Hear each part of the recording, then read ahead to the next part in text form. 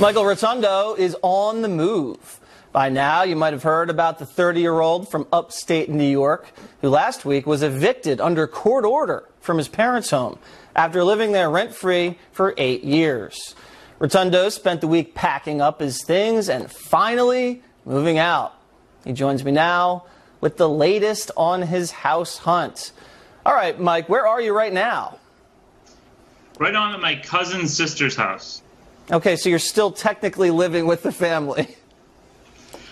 We're here because there's a nice Skype setup with a camera and a microphone, and it's very easy to set up, very nice. What's the flag in the background? What flag is that? I don't know what this flag is. You know what flag that is? No, it's Leo just collects flags. It's this is how old is he? Leo's 9. This is a 9-year-old's bedroom.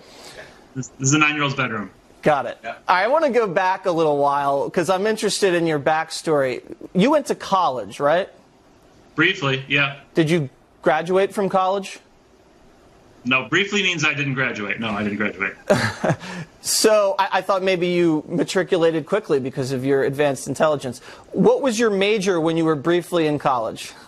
I won't say that. I started with engineering and I went to business when that didn't work out. Okay, you dropped out of college? Yep. Why did you drop out of college? My academic habits were very poor, and so I really couldn't just integrate into the classes very well. Okay. So you like engineering and you like business. When you dropped out of college, what happened next? I started in sales. I've held a lot of different sales jobs. What were you selling? I sold vacuum cleaners. I've sold dry cleaner coupons. I've done retail, which isn't real professional sales, but I've done it. I've done a lot of weird things, like where you kind of like pitch people on the street, sort of, in front of businesses. I did that for a while. Did you dress up in one of those like crazy outfits that flap around in the wind? Is that what you mean? Wacky waving inflatable and arm flailing tube man? Yeah. No. Okay. So you've had a few jobs, mostly in sales, but does that account for all 8 years? You must have been unemployed for a lot of that time, right? No, I was, I drove delivery, which wasn't really a sales job, but I did customer service. That was a year and a half. Mostly it's been sales. Okay. Were you making any money at these jobs and saving it, or were you just spending it on what? I really wasn't saving very much. But I spent it on things that I needed. Like what? Like food and just conventional things. Entertainment, food, gasoline, those things like that. What kind of entertainment? Sometimes housing. Huh? What kind of entertainment?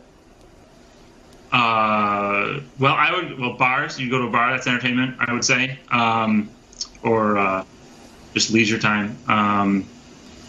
Sometimes movies, but not often.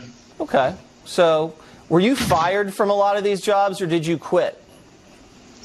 I'm not discussing my work history at this time. I'm sorry. Okay. To that effect. What about voting? Do you vote, Mike? I do vote. Did you vote for president in 2016? I did. Would you like to share who you voted for? I would share that with you. I voted for Gary Johnson. Gary. Somehow Gary, that doesn't surprise me. Doesn't or does? It does not surprise me. I don't know why, but I thought it was either going to be Bernie or Gary, and I think I was right. Gary Johnson. You got to vote for your favorite. You got to vote for it, even if it's. You got to vote for the candidate that you support. You shouldn't vote for a candidate because you think other people. You shouldn't strategically vote. Vote with who you want to vote for. Okay. That's what you should do. What about Gary Johnson did you like? I liked that he was. I would say that he was. I'm a libertarian, so. Basically, that's why I voted for him in a nutshell. But, I like how practical he is with a lot of things. I like how, fiscal responsibility is very important for the Libertarian Party. So, I would say that Personally, Hey, I think it's... hey, Mike.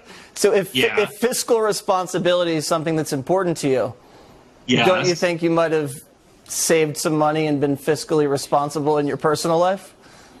Oh, I didn't think of that. That's a good point. I probably should have bought some bonds or something, or saved more. Oh, maybe. Any girls right now in your life, Mike? Do you have a girlfriend? No. Do you know anyone? Do you have a boyfriend? No. All right. Well, listen, I hear job offers are coming in. Maybe you'll get some girlfriends as you get more media exposure, but good luck on the house hunt, and I appreciate you coming on to Water's World. Sure. Thanks for having me. All right.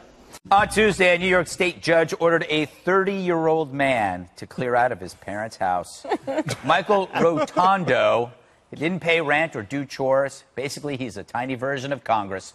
And so he was finally sued by mom and dad after he refused to leave. A self-employed businessman. The parents have yet to see any of Michael's secret source of income. Right? I'm beginning to wonder what that is. His parents' home was actually a sanctuary city, and he, a sponge approaching 31, reaped the benefits. Apparently, thinking everything should be free, he almost qualifies as a commencement speaker, or at least a Vermont senator. Huh? Yeah. Finally, after a pile of ignored eviction letters, the judge ruled for mom and pop, and he had to move out. But being good parents, they offered him money to find a place to stay and to fix his car, secretly hoping he might leave town. But they also gave him sound advice, including, quote, organize the things you need for work and manage an apartment. And, quote, sell the other things that have any significant value. That's pretty good. And he added this. There are jobs available even for those with a poor work history like you. So true. Get one. You have to work. Translation, get off your butt and do something with your life. So now evicted, he worried about what's best for him, which was the advice just given. He did see his parents again after the ruling and said it was pretty awkward. On the bright side, he could always move into a Starbucks. Oh, my gosh. This is the problem. That's why I'm going Dunkin' Donuts. Yes. They wouldn't allow any of this. You know, Kimberly, this guy's all over the news. He's going to be on Martha McCallum tonight. I know. I'm That's very gonna be good. excited. I moved in with my mom when I was 23. I stayed for a year. I thought it was pretty good. Is this kid pushing it? Yeah, I think he's pushing it because then didn't he go back to their house after the judge told him get a life, that's awkward. get a job, and then he's like, knock, knock, who's there? Me again. Yeah, so he's showing up to he's probably going to go find some unfortunate individual that'll take him in because he's got his 15 minutes of fame and they're like taking selfies with this guy. And then when that happens and passes over, then I don't know what he's going to do. He's probably going to move back in with his parents. But I mean, what kind of self-respect does he have? Look at these parents. They're so sweet. Look at them. They're How are you going to get a girl? Well, this is He has what a I'm kid. saying. Like, well, he got one for a second, I guess. Okay. Yeah, I mean, You know what the solution is, transacted for a Richard, moment. is you just move in and become somebody's butler. Just become a butler. And but a really bad one.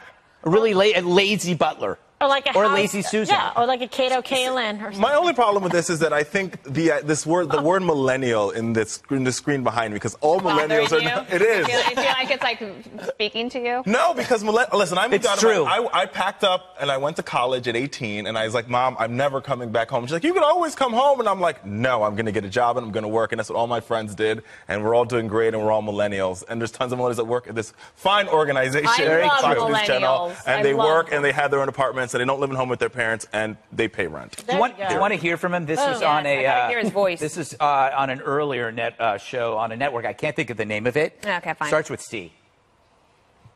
Do you not want to find your own place?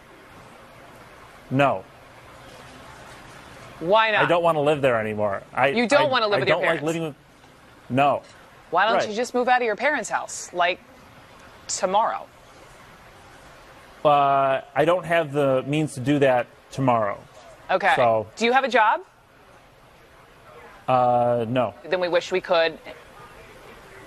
Please take a sip of your water. Don't you want to reconcile with them? No. Oh, my God. Oh, boy. He needs a media I coach. kind of feel bad. Yeah, do you feel bad for him? Do you think there might be... I always feel bad for everybody. Yeah, you do. But then he's doing the TV, and he could have moved out. So it's like, how bad should you feel? I think that the lure of being on TV, like you think, oh, well, I'll go on TV and I'll tell my story, but you're not necessarily, not everybody can talk when they get in front of a camera. It seems like a little camera shy. Well, I'm sure Martha McCallum will be able to pull a little more out of him. Hopefully he's warmed up for Martha. He's just so bad at being a deadbeat. It's like, if you want to stay at your parents' home How do you forever, do it, you can Pete? try figure Tell it out. us, Pete, how do you be a good deadbeat? Have a little side Inform job, us. you know. Side job. Make them dinner No, once do every the couple Do some weeks. chores. Do a couple chores you don't really want to Take do. out the Yes. trash. You do it, and they give you another year. Yeah, as a yeah. result. Instead, he's like, I will do nothing. Yeah, yeah, And yeah. You will